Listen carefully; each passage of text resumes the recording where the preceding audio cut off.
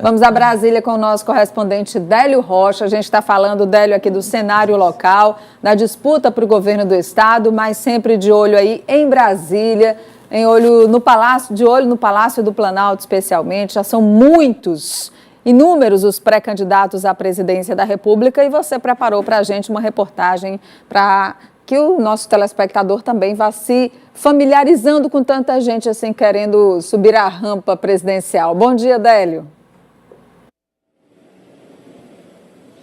Nádia Rodrigues, bom dia para você, para o Elivaldo Barbosa e para todos aí no Piauí. Os interessados em participar da corrida presidencial, Nádia, tem até o dia 15 de agosto para formalizarem essa candidatura. Quer dizer, tem um tempo aí de quase 4 meses pela frente. Enquanto isso, o número de pré-candidatos não para de crescer e não vai ser por falta de opções que o brasileiro vai deixar de votar em 2018. Alguns pré-candidatos são debutantes na corrida presidencial deste ano, outros são velhos conhecidos dos brasileiros. Confira na reportagem. Alguns dos pré-candidatos anunciados são velhos conhecidos dos brasileiros, começando pelo ex-presidente Lula, que, embora preso, é mantido como principal alternativa do PT. 2 vezes presidente do país, o petista tenta participar de sua 6ª campanha ao Palácio do Planalto. Caso sua candidatura seja impedida, Fernando Haddad pode ser o cabeça de chapa do partido. Outros 7 pré-candidatos já participaram de uma corrida presidencial. O ex-governador Geraldo Alckmin, do PSDB, chegou ao 2º turno em 2006. Nesta mesma eleição, o ex-ministro Cristóvão Buarque, hoje no PPS, ficou em 4º lugar disputando pelo PDT.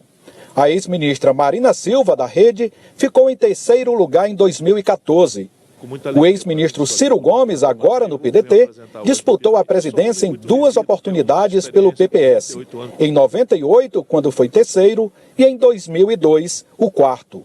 E o senador Fernando Collor de Mello, agora no pequeno PTC, tenta voltar ao Palácio do Planalto, após disputar e vencer a eleição de 1989 pelo PRN. A lista de pré-candidatos também inclui veteranos figurantes das disputas presidenciais, como Levi Fidelis, do PRTB, que vai para a sua 3ª eleição para presidente, e o ex-deputado José Maria Emael, do PSDC, que concorreu 4 vezes ao Palácio do Planalto. 22 pré-candidaturas ao Palácio do Planalto já foram anunciadas. A pulverização deve ser destaque nas eleições deste ano. E no provável cenário sem o ex-presidente Lula, o horizonte eleitoral fica ainda mais indefinido. E isso tem estimulado o surgimento de novas candidaturas. Se por um lado muitos nomes significam maior concorrência, por outro, representam a possibilidade de chegar ao 2º turno com um percentual de votos menor do que numa eleição polarizada. Este cenário deve ter pesado na decisão do deputado Rodrigo Maia de se apresentar como pré-candidato do DEM e de preparar sua estreia em uma eleição para o mais alto cargo do país. Outros nomes debutam na corrida presidencial dispostos a serem mais do que meros coadjuvantes, incluindo o deputado Jair Bolsonaro, do PSL, vice-líder nas pesquisas de intenção de voto. Neste time também estão o ex-ministro do STF, Joaquim Barbosa, do PSB, o senador Álvaro Dias, do Podemos, a deputada Manuela Dávila, do PCdoB, o empresário Flávio Rocha, do PRB, o ex-ministro Aldo Rebelo, do Solidariedade, e o líder do MTST, Guilherme Boulos, do PSOL. O presidente Michel Temer, do MDB, que concorreu como vice de Dilma Rousseff nas 2 últimas eleições, também pode estrear como cabeça de chapa. Se o presidente desistir da disputa, a chapa do MDB será encabeçada pelo ex-ministro Henrique Meirelles, outro estreante na corrida presidencial. O panorama atual ainda revela que alguns nomes estão mais para candidatos a coadjuvantes.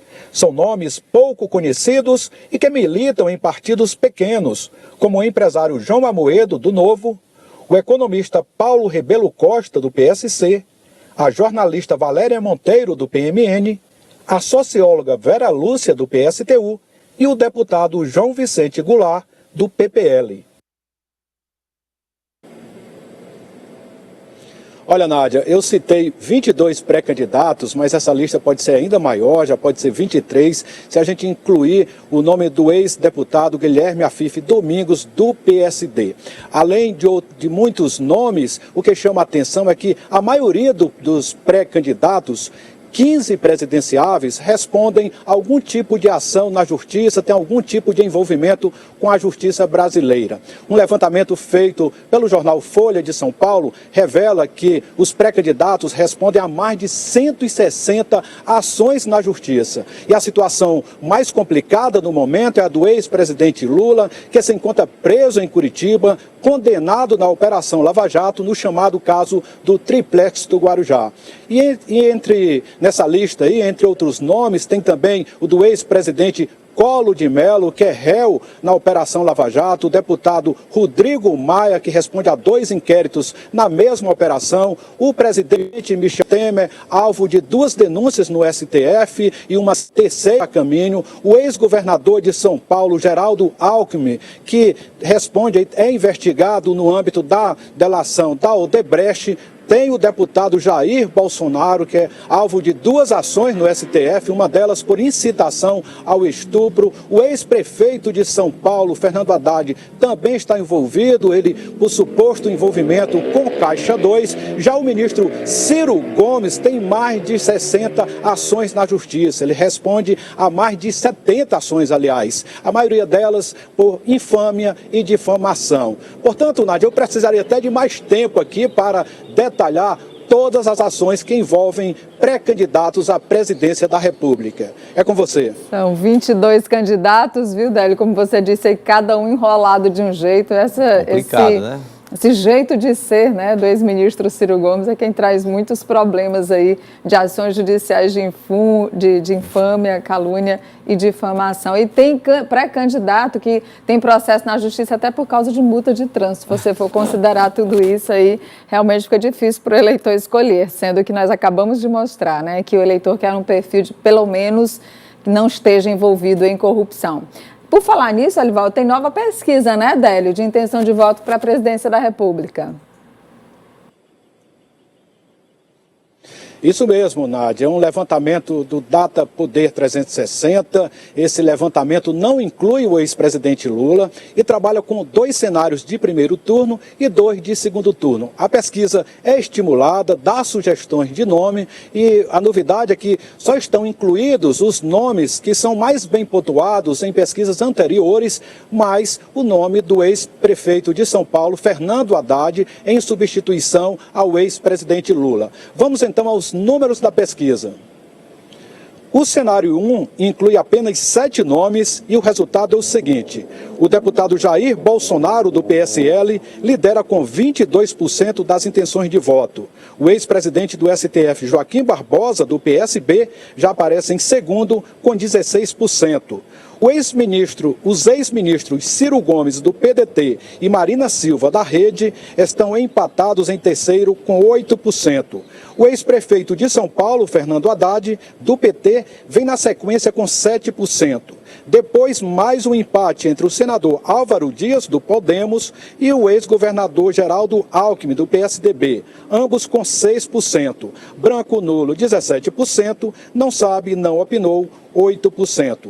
No segundo cenário de primeiro turno, Bolsonaro também lidera com 20% das intenções de voto. Joaquim Barbosa tem 13%, Marina Silva 10%, Ciro Gomes 9%, Geraldo Alckmin 8%, Álvaro Dias 6%, Fernando Haddad 4%, Manuela Dávila do PCdoB 2%, outros 4%, branco nulo 17%, não sabe, não opinou 8%. O Data Poder 360 também simulou 2 cenários de segundo turno. Na disputa entre Bolsonaro e Alckmin, o deputado leva a melhor com larga vantagem, 41% contra 18% do Tucano. Branco nulo 38%, isso mesmo, 38%. Não sabe, não opinou, 3%. Na outra simulação de segundo turno, entre Joaquim Barbosa e Bolsonaro, o ex-ministro do STF leva melhor, 37% contra 32% do deputado. Branco nulo, 27%, não sabe, não opinou, 4%. Tá aí, nesse cenário, nessa nova pesquisa, o deputado Jair Bolsonaro liderando num cenário sem Lula e Joaquim Barbosa aí consolidando o segundo lugar. O destaque negativo, mais uma vez, é o ex-governador Geraldo Alckmin. Ele oscila entre a quinta e a sexta posições, aparecendo em um dos cenários até atrás de Fernando Haddad, que não é nenhuma referência de bom desempenho nessas pesquisas. Outro destaque negativo é Marina Silva, que parece que está caindo nos últimos levantamentos. É com você, Nádia. Ok, Délio Rocha, obrigada, trazendo muitos números e informações sobre a sucessão presidencial, de acordo com essa pesquisa. Nesse cenário aí, sem Lula, viu, Elivaldo?